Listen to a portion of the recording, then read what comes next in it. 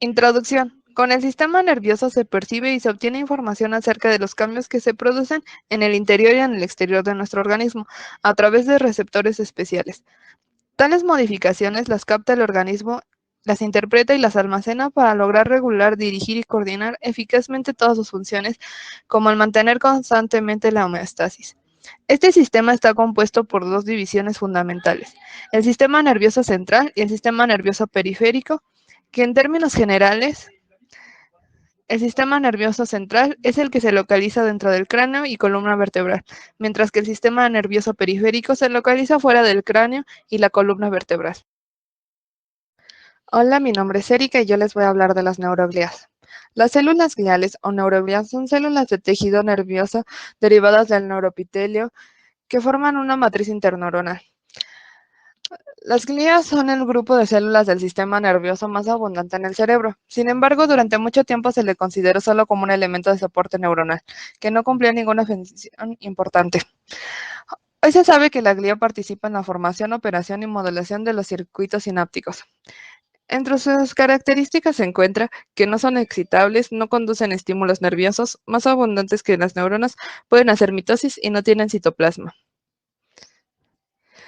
Las neuroglías sirven para sostener a las neuronas, separan y aíslan grupos neuronales, mantienen la concentración de Ka en el líquido extracelular y proporcionan oxígeno a las neuronas a través de la mielina.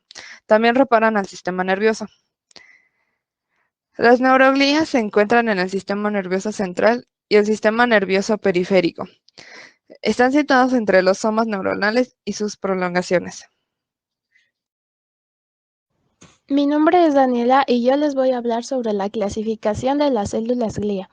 Empezaremos por el primer grupo, que son las glías del sistema nervioso central intersticial. La primera es el astrocito, también conocida como astroglía. Es la más grande de todas las células glía y por ello también es conocida como macroglía. Tienen un cuerpo más o menos redondo, de donde emergen prolongaciones en todas las direcciones. Presenta un núcleo central redondo, voluminoso, que ocupa 2/3 partes del citoplasma, el cual es escaso. Tiene organelos poco desarrollados. Presenta gránulos de glucógeno y algunos cuerpos residuales, porque el astrocito tiene capacidad fagocítica. Tiene gliofibrillas que contienen proteína gliofibrilar acídica, que solamente es presente en la astroglía. La astroglía tiene dos tipos: astroglía protoplásmica, que son situados en la sustancia gris. El citoplasma es un poco más abundante, su núcleo es más pequeño y tiene numerosas mitocondrias. Y el segundo tipo es la astroglía fibrosa, que está situada en la sustancia blanca entre los axones de las neuronas. Tiene un citoplasma más escaso, su núcleo es más grande y su cromatina es laxa. Tiene menos prolongaciones, más finas y largas, y también contiene muchas gliofibrillas. Las funciones principales del astrocito son soporte y protección, donde se desarrollan y emigran las neuronas en las neurogénesis. Repara el tejido nervioso. Sirve como barrera hematoencefálica y pioglial. Contribuyen al metabolismo dentro de la corteza cerebral, o sea que forman glucosa a partir del glucógeno almacenado. Y también realizan la homeostasis, que mantiene el metabolismo del sistema nervioso central al eliminar desechos como los restos de neurotransmisores o mielina. Les voy a hablar del segundo tipo de las glías del sistema nervioso central intersticial. Estas se llaman oligodendroglías. Se encargan de formar la vaina de mielina en el sistema nervioso central. Sus características son: es más pequeño que la astroglía, con menor número de prolongaciones. Tiene un núcleo ovoide central con cromatina condensada. Su citoplasma es más denso. Sus organelos son más desarrollados y no existen gliofibrillas. Se clasifican en dos de acuerdo al grado de tinción de su citoplasma: los oligodendrocitos interfasciculares, que son abundantes en la sustancia blanca. Se encargan de formar una vaina de mielina. Forman una envoltura al axón con sus prolongaciones. Y están los oligodendrocitos satélites, que se encuentran en la sustancia gris y se relacionan con los somas neuronales. Estos no se encargan de formar la vaina de mielina. El tercer tipo de glía del sistema nervioso central intersticial se llama microglía. Están distribuidas en todo el sistema nervioso central, son más abundantes en la sustancia gris y se localizan cerca de neuronas y vasos sanguíneos.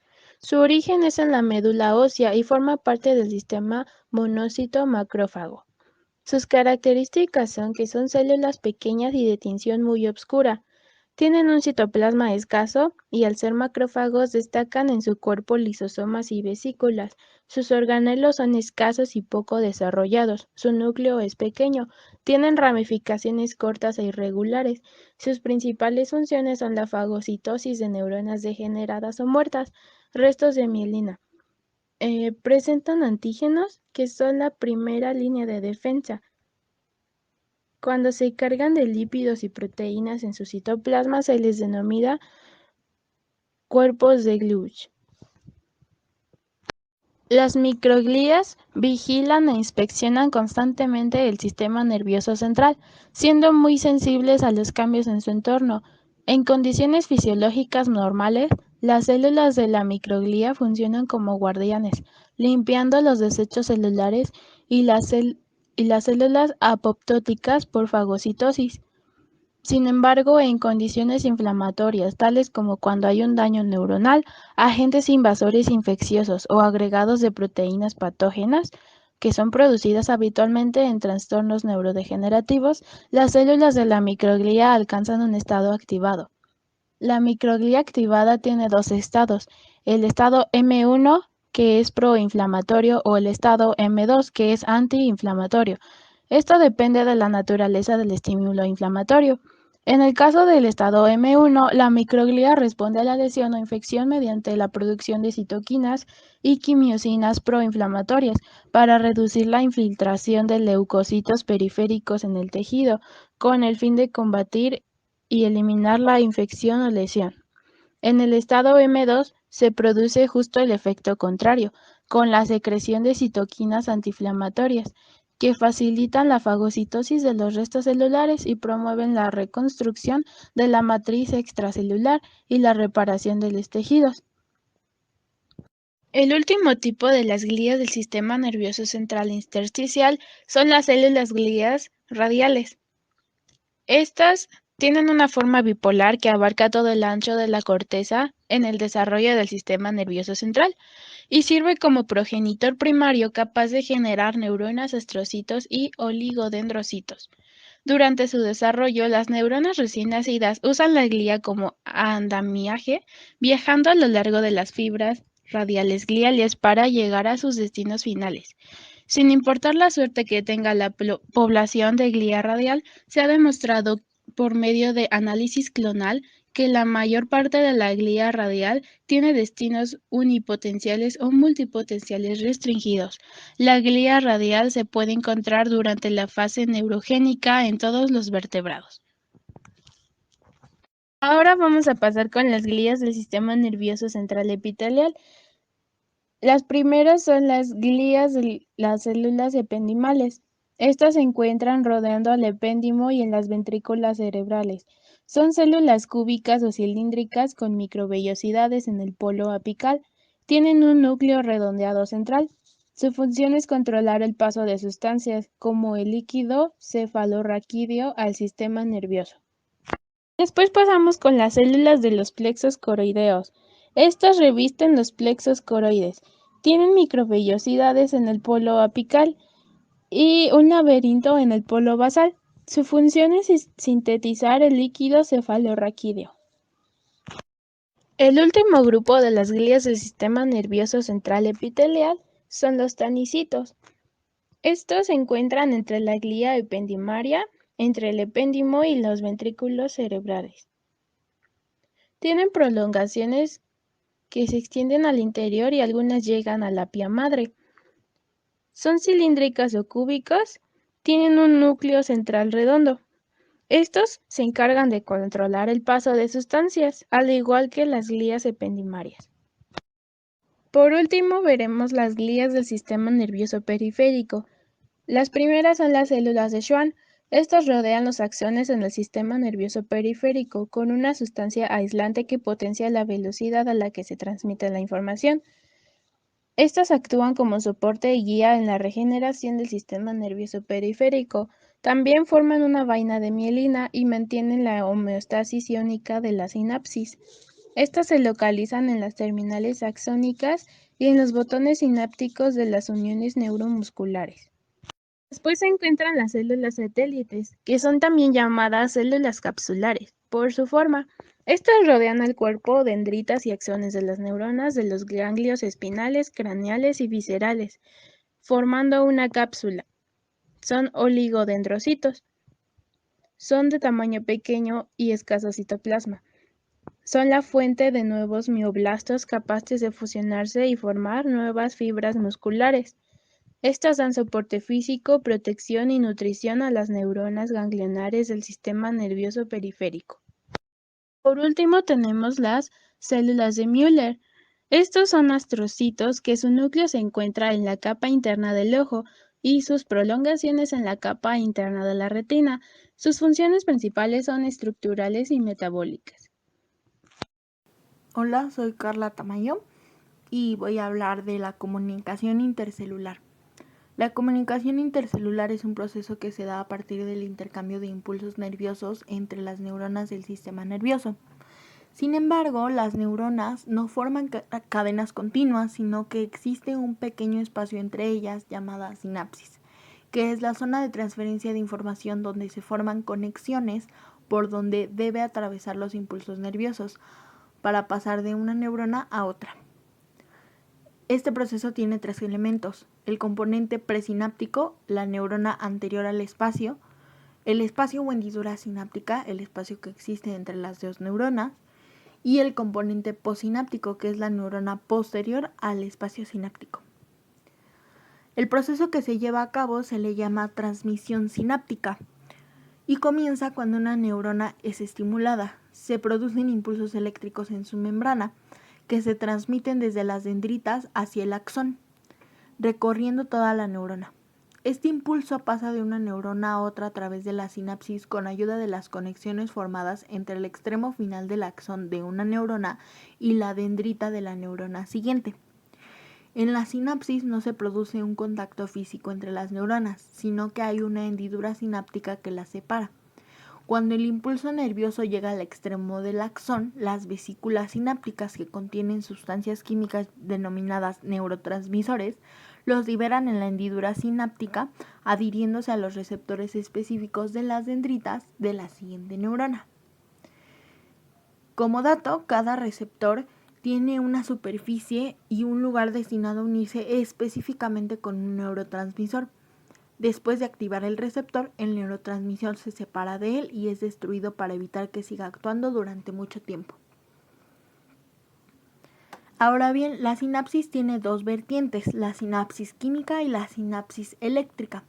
La sinapsis química es muy similar a lo que acabo de explicar. En la sinapsis química no existe contacto físico entre las neuronas, sino que se quedan separadas por la hendidura sináptica siempre. El extremo del axón se ensancha formando un botón sináptico o terminal. Allí se encuentran las vesículas sinápticas con los neurotransmisores que actuarán más tarde. A la llegada de un impulso nervioso a la membrana presináptica provoca la entrada de un catión de calcio con capacidad multifuncional desde el exterior. El catión de calcio hace que algunas vesículas liberen neurotransmisores a la hendidura sináptica hasta alcanzar la membrana postsináptica, que tiene receptores específicos para ese neurotransmisor. Esto provoca que en esta neurona la despolarización y como consecuencia un nuevo impulso nervioso. Y también tenemos la sinapsis eléctrica. En la sinapsis eléctrica las membranas se encuentran separadas, sin embargo, están casi a punto de tocarse. Estas se encuentran conectadas por una proteína, ya sea de canal o de transporte, que permite el paso de los iones de una neurona a la siguiente. La transmisión del impulso en este tipo de sinapsis es más rápida y más directa. Un ejemplo de ello lo podemos ver mucho en invertebrados y en nosotros mismos lo podemos ver en el nervio óptico, que requiere de respuestas más rápidas. En la sinapsis química mencioné los neurotransmisores. Los neurotransmisores son biomoléculas, o sea, sustancias químicas generadas por el cuerpo que se encarga de emitir señales que se traducen en información y da una respuesta de una neurona a otra a partir del proceso de sinapsis, produciendo al final una respuesta fisiológica determinada. Después de la acción de los neurotransmisores se separan de los receptores y o bien son captados nuevamente por el axón para encerrarlos en vesículas y volver a ser utilizados en la siguiente sinapsis, o son destruidos por enzimas específicas. La función principal que tienen los neurotransmisores es inhibir o excitar la actividad de las moléculas posinápticas. Es decir, dependiendo del tipo de receptor que se encuentre en las dendritas de la neurona posináptica, los neurotransmisores pueden potenciar o disminuir su funcionamiento. Un neurotransmisor excitador se une a los receptores provocando la apertura de los canales de sodio. La entrada de sodio despolariza la membrana, es decir, la hace más positiva. Si la despolarización fue suficientemente intensa, se produce el potencial de acción en la neurona posináptica y el mensaje nervioso se propaga a través de ella. Pero si en cambio el neurotransmisor es inhibidor, la unión a sus receptores provoca que el interior de la membrana se haga todavía más negativo. A esto se le llama hiperpolarización. Esto hace que la membrana posináptica sea menos excitable y dificulta que el mensaje nervioso continúe su camino. Como nota, un neurotransmisor puede ser excitador o inhibidor dependiendo de cada neurona. Esto porque depende de cada receptor que se encuentre en las dendritas. Y como dato, el efecto que ejercen los neurotransmisores en las neuronas puede ser a corto plazo, durante unos pocos segundos o minutos, o a largo plazo, durante meses o hasta incluso años. Después nos encontramos con la clasificación de los neurotransmisores. Primero tenemos los péptidos, que se encuentran distribuidos por toda la membrana que cubre el encéfalo y se encarga de emitir una respuesta hacia el exterior.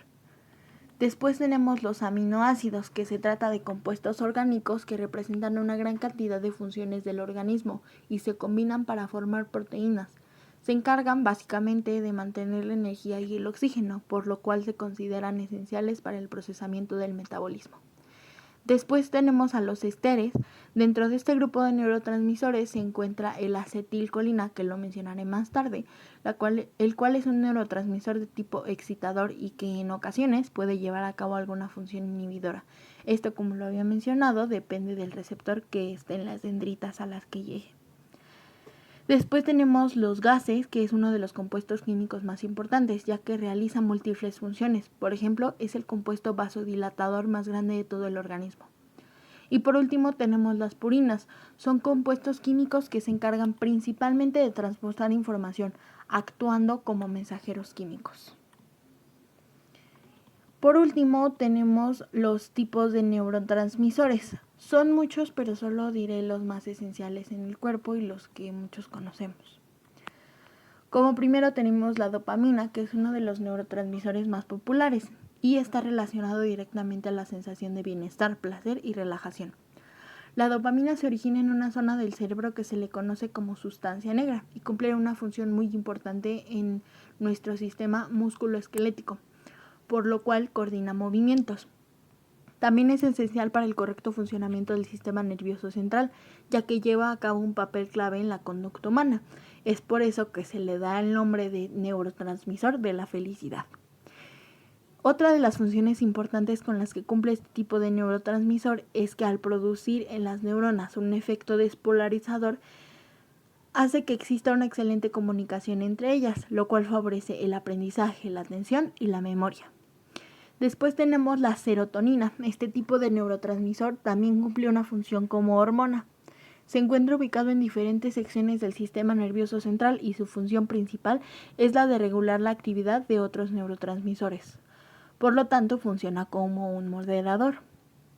La serotonina está implicada directamente en diversos procesos como la digestión, la regulación de niveles de estrés y ansiedad, la regulación térmica corporal, el sueño, el apetito, el estado de ánimo y el deseo sexual. Después tenemos la noradrenalina. Este tipo de neurotransmisor es también conocido como la hormona del estrés y al igual que la serotonina cumple una doble función, un neurotransmisor y una hormona. La noradrenalina se encarga de activar el sistema nervioso simpático y se asocia con la frecuencia cardíaca y ciertos procesos encargados de la atención y de la generación de una respuesta hacia el estrés.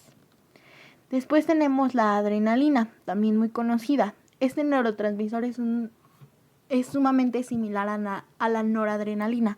Se encarga de desarrollar mecanismos de supervivencia cuando nos encontramos en peligro real o incluso imaginario. También cumple con algunas reacciones fisiológicas como la respiración y la presión arterial. Después tenemos el glutamato, que es el principal neurotransmisor excitatorio del sistema nervioso central. El glutamato está relacionado con el neurotransmisor GABA, que lo mencionaré más adelante, y tiene un papel muy importante en los procesos de memoria y su recuperación, entre otros procesos mentales. Después tenemos el ácido gamma-aminobutírico, o también conocido como ácido GABA. Este tipo de neurotransmisor es el encargado de detener o inhibir la acción de algunos neurotransmisores excitatorios. Al igual que la serotonina, funciona como un moderador. El objetivo de hacerlo es evitar que tengamos ciertas reacciones de miedo y ansiedad exageradas que solo nos producirían malestar. Y por último tenemos el acetilcolina, que había mencionado en el grupo de esteres. Este neurotransmisor se encuentra en distintas zonas del sistema nervioso central, en la sinapsis de glándulas y en músculos. Se encarga de estimular. Hola, yo soy Jonathan Benito y les voy a hablar del arco reflejo y acto reflejo. Antes de empezar, ¿qué es un reflejo? Un reflejo es la capacidad de una persona de reaccionar de manera eficaz ante un hecho imprevisto. Esto o este reflejo es controlado por el arco reflejo. Entonces, ¿qué es un arco reflejo? Un arco reflejo es un circuito de impulsos que viajan por las neuronas sensitivas y por las neuronas motoras. Cuando la neurona sensitiva es afectada por un cierto estímulo, se crea un impulso y este viaja por esta neurona hasta llegar dentro de la médula espinal, donde hace sinapsis con el cuerpo de la neurona motora, y la cual en reacción a este impulso viaja al lugar donde actuó el estímulo y hace sinapsis con el músculo afectado. Existen dos tipos de reflejos. El reflejo monosináptico, en el cual interfieren solo dos neuronas y la sinapsis entre ellas es directa. Y existe el reflejo polisináptico, en el cual en este reflejo interfieren tres neuronas, la sensitiva, la motora y entre ellas interfiere la interneurona. Entonces, la sinapsis entre la neurona sensitiva y la neurona motora no es directa. Bueno, entonces, ahora pasamos a un acto reflejo. ¿Qué es un acto reflejo? Un acto reflejo es el movimiento involuntario que hace una persona en reacción a cierto estímulo. Este es controlado por un arco reflejo. Entonces, cada que se crea un acto reflejo, se llevan a cabo 3 etapas. 3 etapas para que se lleve a cabo bien.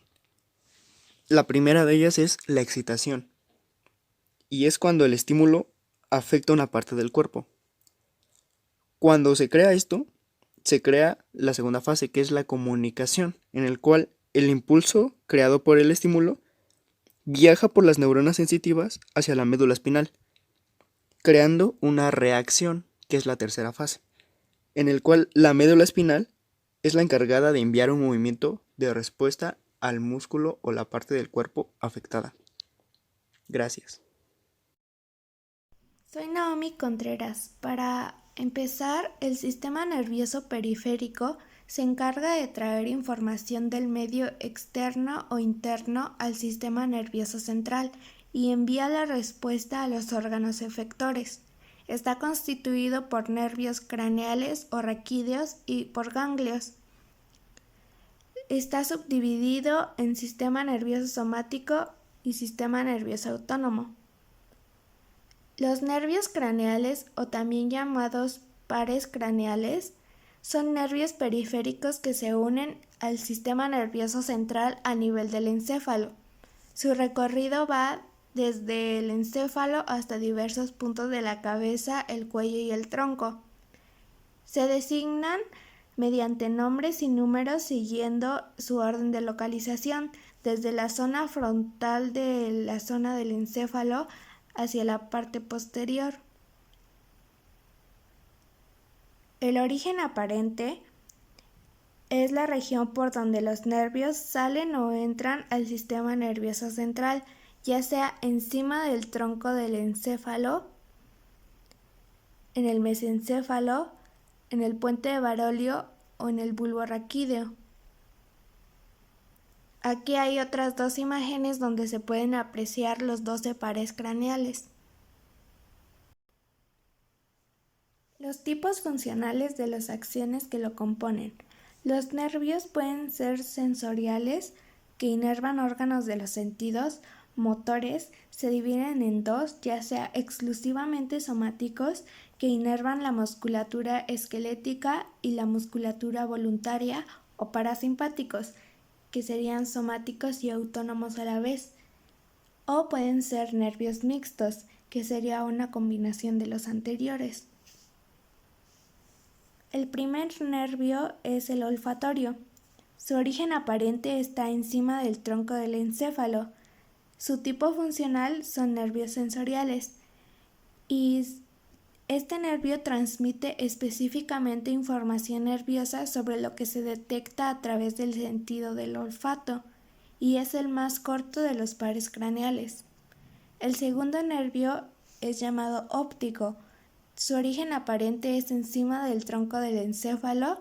Su tipo funcional son nervios sensoriales y se encarga de transmitir al cerebro la información visual que recoge desde el ojo.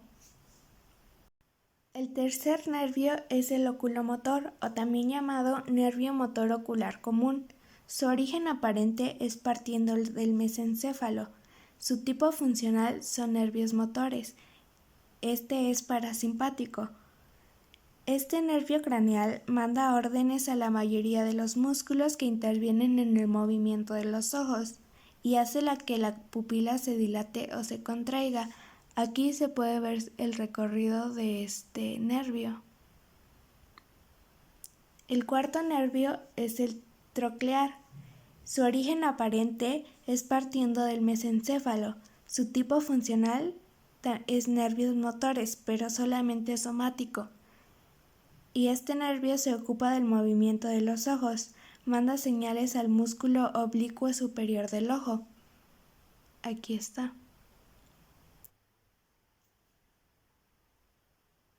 El quinto es el trigémino. Tiene su origen aparente partiendo del puente de Barolio. Su tipo funcional es nervios mixtos. Este es sensitivo y somático. Este par craneal manda órdenes a los músculos que se encargan de realizar los movimientos de la masticación. También recoge información táctil, propioceptiva y del dolor de varias zonas de la cara y de la boca. El sexto es llamado abducens. Tiene su origen aparente partiendo del puente de Barolio. Su tipo funcional son nervios motores, pero exclusivamente somático. Este nervio es el encargado de hacer que el ojo se mueva y también de realizar la abducción, es decir, que el ojo se mueva hacia el lado opuesto a donde está la nariz. El séptimo es el facial. Tiene su origen aparente partiendo del puente de Barolio.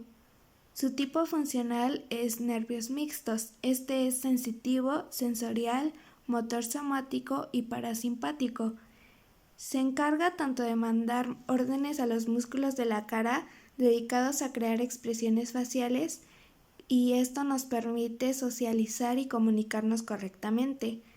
También manda órdenes a las glándulas lagrimales y salivales y recoge datos gustativos de la lengua.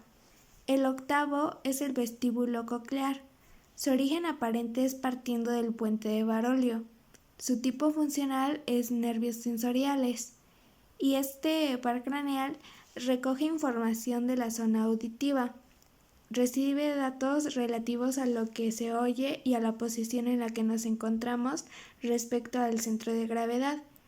Esto nos permite mantener el equilibrio.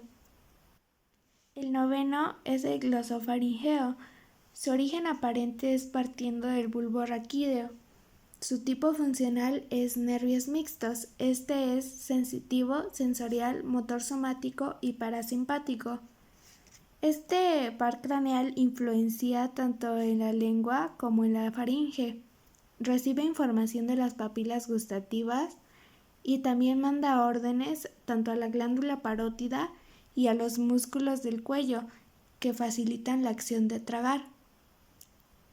El décimo es el nervio vago. Su origen aparente es partiendo del bulbo raquídeo. Su tipo funcional es nervios mixtos. Este es sensitivo, sensorial, motor somático y parasimpático. Este par craneal lleva órdenes a la mayoría de los músculos faringeos y laringeos. También manda fibras nerviosas del sistema simpático a vísceras que se encuentran en el abdomen y recibe información gustativa que llega desde la epiglotis. También interviene en la acción de tragar. El onceavo nervio es el accesorio, o también llamado nervio espinal. Su origen aparente es partiendo del bulbo raquídeo. Su tipo funcional es nervios motores, solamente somático. Y este par craneal activa los músculos del trapecio y del esternocleidomastoideo, que intervienen en el movimiento de la cabeza y de los hombros, de modo que sus señales se hacen notar en la parte superior del tórax. Permite que la cabeza quede decantada hacia un lado y pueda inclinarse hacia atrás. El doceavo nervio es el hipogloso. Su origen aparente es partiendo del bulbo raquídeo. Su tipo funcional es nervios motores. Este es solamente somático. Y este par craneal activa los músculos de la lengua y participa en la acción de tragar. También trabaja con los pares craneales noveno y décimo para permitir que la deglución sea realizada correctamente. Soy Jania Olmos y voy a hablar sobre el sistema nervioso autónomo. El sistema nervioso autónomo es uno de los sistemas más vitales para mantenernos con vida, debido principalmente a la función que realiza. Este sistema se encarga de conectar las neuronas del sistema nervioso central con las del resto de sistemas corporales y orgánicos, formando parte tanto del sistema nervioso central como del periférico. Su función básica es mantener en forma, activados y en control a los propios procesos de los órganos internos, es decir, de nuestras vísceras, siendo los procesos regidos por este sistema ajenos a nuestra voluntad, además de que permite la detección y el control de problemas internos. Entonces podríamos decir que este sistema es el control de los procesos inconscientes e involuntarios, como la circulación sanguínea o la digestión. No obstante, también dirige algunas tales como la respiración, que son conscientes o semiconscientes. También nos prepara para hacer frente a situaciones concretas mediadas por el entorno, como la secreción de saliva o enzimas digestivas ante la visión de alimentos, la activación ante posibles amenazas o la desactivación y regeneración del sistema a través de reposo. La mala marcha de este sistema tiende a generar ciertos síntomas que se concretan genéricamente con el nombre de disautonomía. El sistema nervioso autónomo, por su parte, es por sobre todo un sistema que es eferente, lo que quiere decir que transfiere impulsos que son nerviosos a partir del sistema nervioso central hasta lo que conocemos como periferia, con la acción de estimular los sistemas que son orgánicos, periféricos y asimismo los aparatos. Bueno, ahora ¿qué son los órganos diana? Los tejidos de cuerpo son órganos diana, ya que responden a estímulos internos o externos. Sin embargo, aunque cada órgano del cuerpo es considerado un órgano diana, no todos reaccionan de la misma forma ante un estímulo. En endocrinología, la definición de órgano diana está asociada a los órganos que tienen la capacidad de reaccionar a un estímulo específico, como por ejemplo la producción de ciertas hormonas que genera un funcionamiento o acción determinada por parte de ciertos órganos. Es decir, las hormonas se secretan. Algunos órganos asociados a estas sustancias reaccionan y a partir de ello se consideran órganos diana de esta hormona. Las conexiones con los diferentes órganos dianas de este sistema son tanto motores como sensitivos, habiendo tanto eferencias como aferencias. Se trata pues de un sistema que envía información desde las partes del encéfalo hasta los órganos, provocando en ellos una reacción o actuación específica, mientras que a la vez recapta información sobre su estado y la envía al encéfalo, donde podrá ser procesada y actuar en consecuencia. Las neuronas del sistema nervioso autónomo que conectan con los diversos órganos del cuerpo lo hacen por norma general a través de los ganglios. Habiendo neuronas pre- y postganglionares, la actuación de la neurona preganglionar se debe siempre a la acción de la acetilcolina, pero la neurona que interactúa entre el ganglio y el órgano diana, la hormona liberada variará según el subsistema: acetilcolina en el sistema nervioso parasimpático y noradrenalina en el sistema nervioso simpático. Ahora, ¿qué controla el sistema nervioso autónomo? Como parte del sistema nervioso encargado de controlar el correcto funcionamiento visceral inconsciente, el sistema nervioso autónomo o vegetativo se encuentra inervando la mayoría de órganos y sistemas corporales, con la excepción de los músculos y articulaciones que rigen el movimiento voluntario. Concretamente, podremos encontrar que este sistema controla la musculatura lisa de las vísceras y de diversos órganos como el corazón o los pulmones. También participa en la síntesis y expulsión de la mayor parte de secreciones hacia el exterior del cuerpo y parte de las endocrinas, así como procesos metabólicos y los reflejos. Algunos órganos y sistemas en los cuales tiene participación este sistema son los siguientes: la visión, que rige la apertura de la pupila y la capacidad de enfocar la mirada; el corazón y los vasos sanguíneos, que rige el latido del corazón y la presión sanguínea; los pulmones, y si bien somos capaces de controlar la respiración hasta cierto punto, el hecho de respirar de forma continua no es consciente, así como por norma general tampoco lo es el ritmo en que necesitamos inhalar. Así, la respiración también está parcialmente controlada por el sistema nervioso autónomo. El tubo digestivo, si bien la conducta de comer es controlada conscientemente, pero no el proceso por el cual el tubo digestivo transforma el alimento y se adquiere de él los componentes necesarios. Los genitales, el conjunto de elementos y reacciones fisiológicas que permiten su realización, son controlados fundamentalmente por el sistema autónomo, que rige procesos como la erección y la eyaculación. La secreción de enzimas y de residuos, las lágrimas, el sudor, la orina y las heces son algunas de las sustancias que el organismo expulsa al medio. Su secreción-expulsión se debe o puede alterarse en parte al debido funcionamiento del sistema nervioso autónomo. Lo mismo ocurre con la secreción de enzimas digestivas y saliva. Ahora, las partes del sistema autónomo. Dentro del sistema nervioso autónomo podemos encontrar una serie de subdivisiones de gran importancia que realizan funciones diferenciadas. Concretamente destacan el sistema nervioso simpático y el parasimpático, que realizan funciones opuestas con el fin de permitir la existencia de un equilibrio en la actividad del organismo. También se puede encontrar un tercer sistema, el sistema entérico, que se encarga principalmente del tracto digestivo. El sistema nervioso simpático. Siendo una de las divisiones del sistema nervioso autónomo, el sistema simpático se encarga de preparar al organismo para la acción, facilitando la respuesta de lucha o huida ante estímulos amenazadores. Para ello produce una aceleración de algunos sistemas, el organismo, e inhibe el funcionamiento de otros, realizando un gran gasto de energía en el proceso. La misión de esta parte del sistema nervioso autónomo es preparar al organismo para responder de forma ágil ante situaciones de riesgo, restando prioridad a ciertos procesos biológicos y otorgándoselos a aquellos que nos permiten reaccionar con agilidad.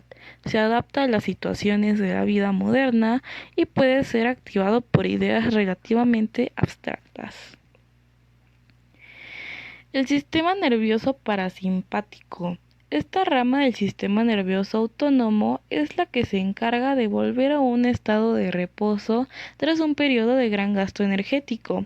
Se encarga de regular y desacelerar al organismo, permitiendo recuperar energía a la vez que permite el funcionamiento de diversos sistemas. Dicho de otra forma, se encarga de la regeneración del organismo. Aquí tenemos una imagen donde podemos observar detalladamente las diferencias entre ambos sistemas. Así, la mayoría de los órganos están controlados por el sistema nervioso simpático y el parasimpático. A veces ambos pueden tener efectos opuestos en el mismo órgano. Por ejemplo, el sistema simpático aumenta la presión arterial, mientras que el parasimpático la disminuye. En general, ambos sistemas trabajan juntos para garantizar que el cuerpo responda adecuadamente a las diferentes situaciones que se le presentan. Ahora, el sistema nervioso entérico. Si bien el sistema nervioso parasimpático también tiene una influencia clara en el tracto digestivo, existe una subdivisión del sistema nervioso autónomo que inerva en el tubo digestivo y que regula su funcionamiento habitual. El sistema nervioso entérico tiene que ser fundamentalmente automático y preocuparse constantemente por mantener el equilibrio bioquímico que existe en los diferentes medios del organismo, adaptándose a las alteraciones que quedan producirse dependiendo de lo que se ingiere, del estado de la activación, de las hormonas que circulan en la sangre, etc. Ahora aquí tengo una pequeña infografía sobre cómo es que nuestro sistema entérico está conectado directamente a nuestro sistema nervioso central y cómo a partir de esto y la reacción de estímulos tenemos ciertas sensaciones en nuestro estómago o dentro de nuestro sistema. Podríamos decir sin duda que esta área del sistema nervioso autónomo, encargada de regular los procesos digestivos, es una de las más interesantes en nuestro organismo. En los últimos años no faltan publicaciones alrededor de esta idea, la de considerar al sistema nervioso entérico como nuestro segundo cerebro, entre comillas. Un aspecto interesante es el hecho de que esta parte de nuestro organismo, además de estar altamente especializada, lleva a cabo sus funciones de manera autónoma. Es más, a pesar de que se comunica con el sistema nervioso central, es capaz de enviarle un gran número de información al propio cerebro. Una de las comunicaciones principales entre el sistema nervioso entérico y el cerebro es para señalar a este último cuándo comer y cuándo estamos saciados. Lo hace regulando una serie de hormonas que nos producen la sensación de bienestar y saciedad. Asimismo, también es este conjunto de fibras nerviosas quien le ofrece al cerebro una sensación de placer cuando consumimos la comida que nos gusta o nos es placentera. Otro dato, cuando experimentamos estrés, el sistema entérico es muy sensible a este estado y genera cambios. Así el clásico nudo en el estómago, por ejemplo, lo origina el llevar un nivel de sangre mayor hacia esta zona del abdomen. En los últimos años se está llevando una serie de investigaciones, aún no concluyentes, para saber de qué manera la microbiota intestinal condiciona nuestra conducta y emociones. Se sabe que una mala flora bacteriana puede afectar a nuestro ánimo, pero como decimos, los datos aún no apoyan una única hipótesis de manera consistente. Para concluir, cabe señalar un aspecto. Hay quien considera que ver al sistema nervioso entérico como nuestro segundo cerebro es un error. Los argumentos neurobiológicos aportados por una parte de la comunidad científica son de momentos discutibles. Para otros, en cambio, son suficientemente sólidos. Sea como sea, cabe destacar solo un detalle. Este conjunto de fibras nerviosas no piensa, no presenta ningún proceso cognitivo, pero sí siente. Es sensible al estrés, a las emociones y es capaz de regular múltiples funciones para mediar en nuestro bienestar. El sistema entérico es, por tanto, otro centro de mando indispensable para la vida y tenemos que cuidar de él. Soy Samantha Cruz y les voy a hablar acerca del sistema nervioso central. El sistema nervioso central es la fuente de nuestros pensamientos, emociones y recuerdos, e integra información que junto con los nervios del sistema nervioso periférico ejecuta una respuesta adecuada hacia nuestro organismo. Está formado por la médula espinal y el encéfalo, que son protegidos por la columna vertebral y el cráneo respectivamente. En su interior se encuentran 3 membranas o capas que ayudan a la protección de estos órganos importantes, que estas son denominadas meninges, que son la dura madre, aracnoides y pia madre. Aquí se encuentra el líquido cefalorraquídeo, que su función principal es amortiguar los golpes, es decir, es otra fuente de protección para la médula y el encéfalo, ya que mantiene, por así decirlo, flotando al sistema nervioso y de esta manera evita los daños que se producirían con algunos golpes o sacudidas. Las meninges. Las meninges se encuentran en el encéfalo y la médula, y estas, como ya había mencionado, son 3. La dura madre, que es la más externa y más gruesa, dura, fibrosa y está vascularizada. La aracnoides, que es la membrana o capa media, esta es fina, transparente y no está vascularizada. Se une a la pia madre por trabéculas que atraviesan el espacio subaracnoideo. Aquí es donde circula el líquido cefalorraquídeo o líquido cerebroespinal. Y la pia madre, que es la membrana más adherida o más anclada hacia el encéfalo y médula espinal. Esta es una membrana fina y está muy vascularizada.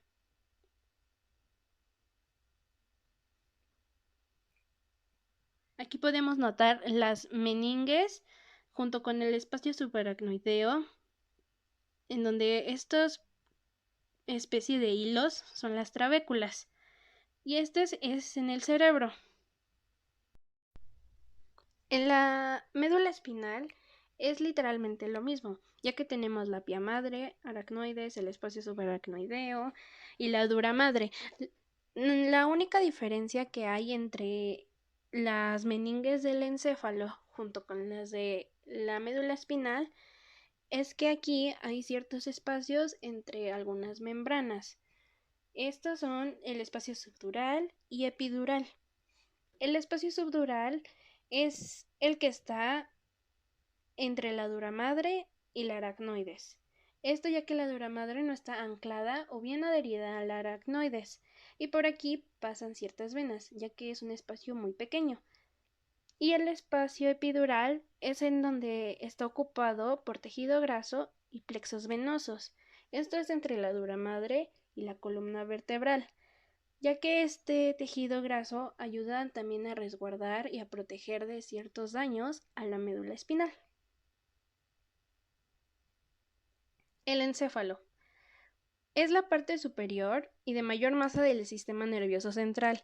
Este está resguardado por el cráneo y tiene funciones de conducción e integración de información. Es una masa de neuronas, neurogliocitos y células de soporte. Este recibe un abundante riego sanguíneo y es protegido por la barrera hematoencefálica. Consta de 4 partes principales, que es el tronco encefálico, cerebelo, diencéfalo y cerebro.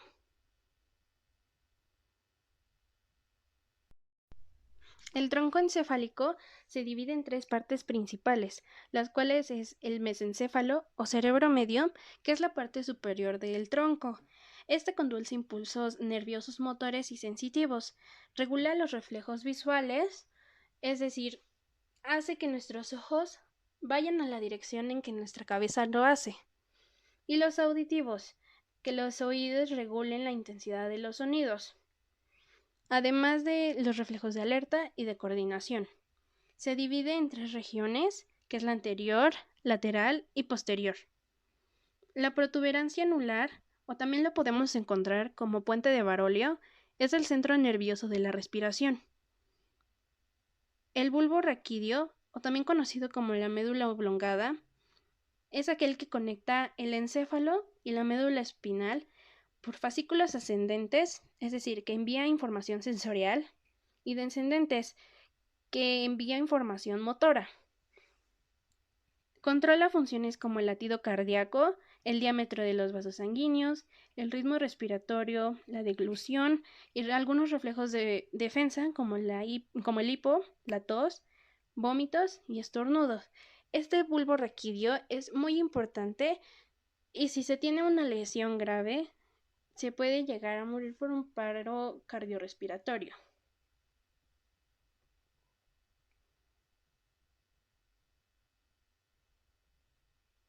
El cerebelo. El cerebelo está situado detrás del cerebro y pesa aproximadamente de 120 a 140 gramos. Este es muy comparado anatómicamente como si fuera una mariposa, puesto que está dividido en hemisferios cerebelosos que se pueden comparar como las alas de aquella mariposa, unidos por el vermis o el cuerpo. Este recibe información visual, auditiva, vestibular, somatosensorial y de cada movimiento muscular, puesto que procesa información por receptores sensoriales para indicar el tiempo exacto para realizar los movimientos. Contribuye a la coordinación, pues asegura que el movimiento tenga la necesidad de intensidad o fuerza que se requiere para hacer tales acciones. Regula el tono muscular, ya que el equilibrio del cuerpo es posible conseguirlo mediante modificaciones reflejas del tono muscular. Y también interviene en el mantenimiento de la postura y del equilibrio. Si alguien tiene algún daño en el cerebelo, puede presentar algunos daños en el equilibrio, porque al caminar puede irse de lado o alguna otra afección. El diencéfalo. El diencéfalo se divide en distintas y varias partes, las cuales son el tálamo, que está conectado directamente con la corteza cerebral, desempeñando funciones en las emociones y sentimientos. También recoge información de todos los sentidos, exceptuando el del olfato. El hipotálamo. Controla funciones viscerales autónomas, el sistema nervioso vegetativo y el sistema nervioso endocrino. Esto gracias a que estimula a que la glándula de la hipófisis libera hormonas hacia otras glándulas de nuestro organismo. Y también controla la temperatura del cuerpo, el apetito, sed, sueño y el estado de alerta. El epitálamo. El epitálamo comprende la glándula pineal y núcleos avenolares. Pertenece al sistema límbico y produce melatonina, que es una neurohormona. Y por último, el subtálamo o tálamo ventral. Este recibe información del cerebelo y del núcleo rojo. Anteriormente había mencionado sobre la hipófisis. Quería aclarar que es también conocida como la glándula pituitaria, la cual es muy importante hasta para ser llamada como la glándula madre, ya que controla gran parte de la producción de hormonas para las otras glándulas de todo nuestro organismo.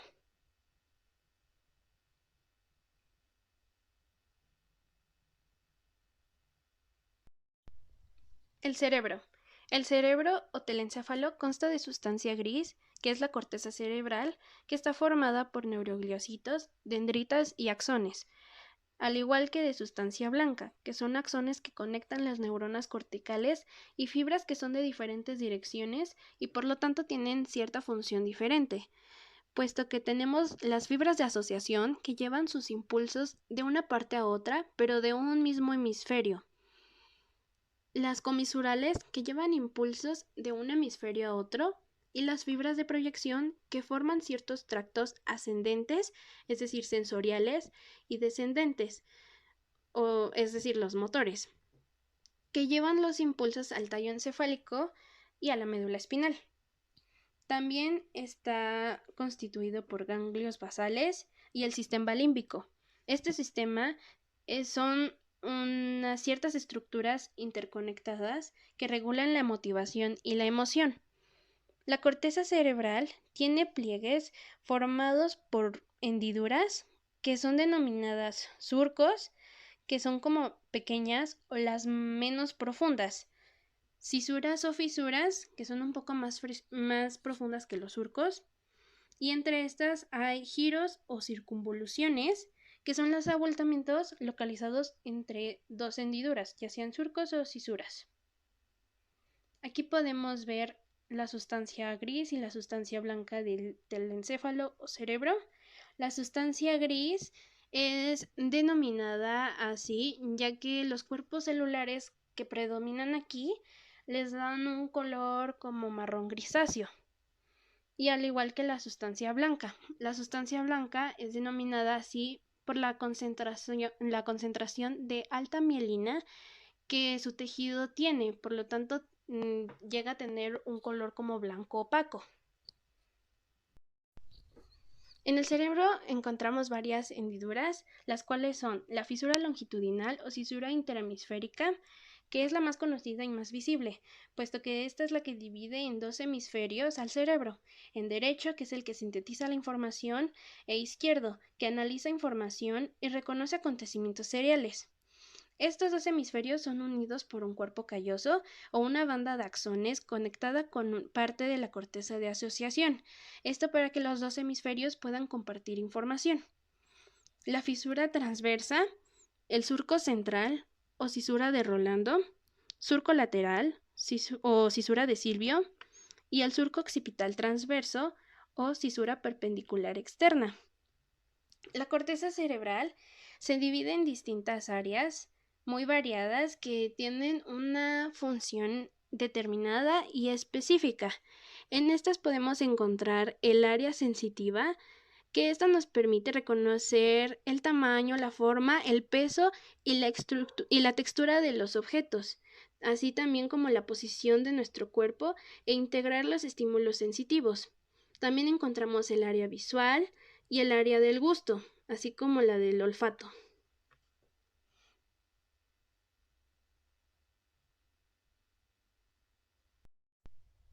Estas hendiduras o surcos también son las encargadas de dividir cada hemisferio cerebral en lóbulos.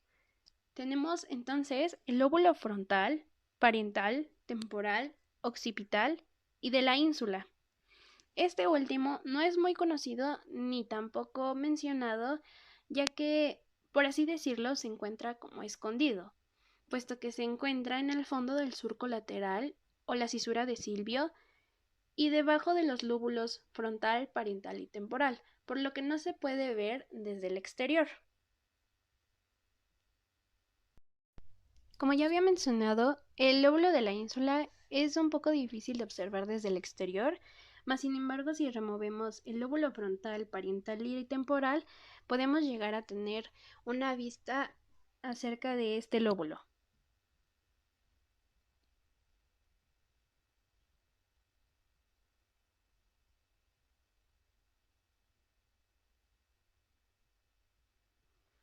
La médula espinal. La médula espinal está alojada en el conducto vertebral o raquídeo de la columna vertebral, desde el agujero magno o occipital hasta la segunda vértebra lumbar. Es un neurotubo aproximadamente de 45 a 50 centímetros de largo, con 1 centímetro de diámetro y un peso aproximado de 30 gramos. Tiene un aspecto de un cordón ligeramente aplanado, de adelante hacia atrás, y presenta dos ensanchamientos.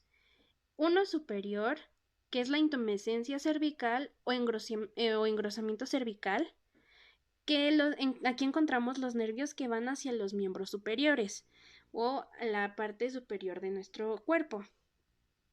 El ensanchamiento inferior o intumescencia lumbar o engrosamiento lumbar.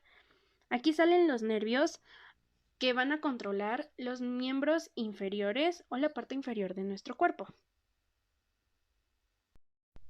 La médula termina en una parte más delgada y en un hilo delgado, o también llamado filum terminale, que es la prolongación de la meninge pia madre, que esta va a ayudar a que la médula se fije a la coxis. Este filum terminale está acompañado a los lados por nervios que salen en una especie de manojo que es denominado la cauda equina o los nervios de la cola de caballo. Presenta dos surcos medios de arriba abajo. Recordemos que los surcos son hendiduras. Por lo tanto, tenemos la fisura mediana anterior o surco medio anterior, que es un poco más pronunciada, y la fisura mediana posterior o surco medio posterior. A los lados de la médula espinal se forma la salida de los nervios raquídeos o espinales, que son 31 pares, 8 segmentos cervicales, que van a controlar el cuerpo, diafragma y las extremidades superiores de nuestro cuerpo, 12 dorsales del tórax y abdomen, 5 lumbares, que son las extremidades inferiores, y 5 sacro y 1 coxigeo, que es la pelvis y algunos esfínteres. Por lo tanto, constituye un conjunto de segmentos funcionales con conexiones aferentes, es decir, hablamos de conexiones del cuerpo hacia nuestro cerebro o telencéfalo, y las eferentes, que van del telencéfalo o cerebro al cuerpo. Además de que también tenemos abajo, como ya había mencionado anteriormente, la cauda equina o los nervios de la cola de caballo. Un corte transversal a la médula espinal nos presenta la sustancia gris, que en este caso, a diferencia del cerebro, la tenemos en el centro o adentro. Esta forma una especie de H y esta forma porciones verticales, o también son llamados cuernos o astas, que son los anteriores o los ventrales, que son las gruesas y tienen una función motora. Astas laterales, que tienen función vegetativa, y las astas posteriores o dorsales, que son más delgadas y tienen una función sensorial. También tenemos la sustancia blanca, que forma fonículos o cordones. Estos fonículos son también formados gracias a que la sustancia gris divide a la sustancia blanca. Por lo tanto, tenemos funículos o cordones, y tenemos uno anterior o ventral, medio o lateral, y un posterior o dorsal en cada lado de la médula.